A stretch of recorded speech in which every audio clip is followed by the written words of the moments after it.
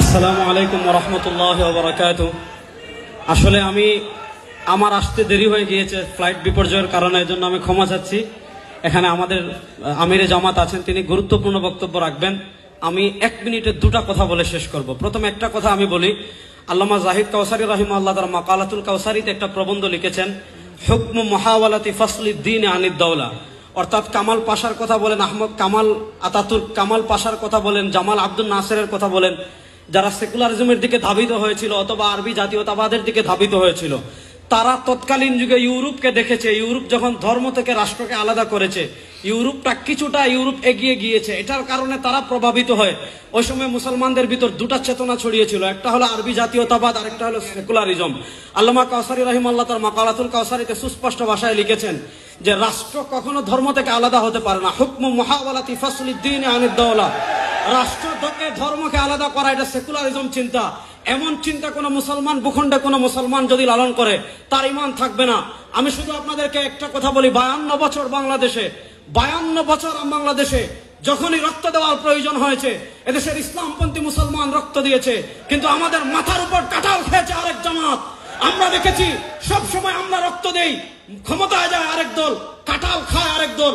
আমরা পরিষ্কার ভাষায় বলি, 2024-এর জুলাই আগস্টে যে গণ অভ্যুত্থান হয়েছে, এই গণ অভ্যুত্থানে কোনো শাহবাগী রক্ত দেয় নাই, এই গণ অভ্যুত্থানে কোনো রাম রক্ত দেয় নাই, এই গণ অভ্যুত্থানে কোনো বাম রক্ত দেয় নাই, এই অভ্যুত্থানে রক্ত দিয়েছে আবু সাইদ, মুগ্ধ, তাহমিদেরা। সুতরাং এবার বাংলাদেশে আর আমরা মানুষের কোন তন্ত্রমন্ত্রকে দেখতে চাই না, বাংলার রাষ্ট্র ক্ষমতায় আমরা ইসলামকে দেখতে চাই।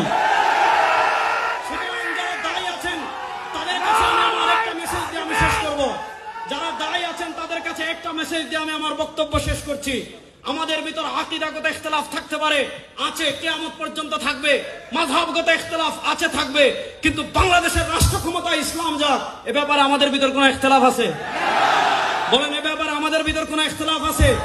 সুতরাং যারা দায়ী আছেন, আমি আমার ব্যক্তিগতভাবে এই জুলাই আগস্টের পরবর্তী যত জায়গায় আমি বয়ান করি, ইসলামী রাষ্ট্রের রূপরেখা কি হবে, ইসলামী রাষ্ট্র যদি ইমারতে ইসলামে প্রতিষ্ঠা হয়, মানুষ কি কি অধিকার পাবে, বিধর্মীরা কি কি অধিকার পাবে, সুশাসন কিভাবে প্রতিষ্ঠা হবে, ইনসাফ কিভাবে প্রতিষ্ঠা হবে, এই বিষয়গুলো যদি আমরা সাধারণ মানুষের কাছে তুলে ধরতে পারি, সাধারণ মানুষ সেকুলারিজমের দিকে কেন ধাবিত হয়, সাধারণ মানুষ ডেমোক্রেসির দিকে কেন ধাবিত হয়, সাধারণ মানুষ কমিউনিজমের দিকে কেন ধাবিত হয়, ব্যর্থতা আমাদের, আমরা ইসলামের সৌন্দর্য এখনো তুলে ধরতে পারি নাই। আমি সবাইকে অনুরোধ করব, আগামী 1 বছর আমরা যেখানে কথা বলবো, ইসলামী রাষ্ট্রের রূপরেখা তুলে ধরবো।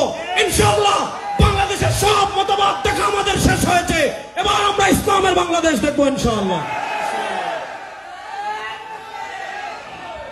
আলহামদুলিল্লাহ।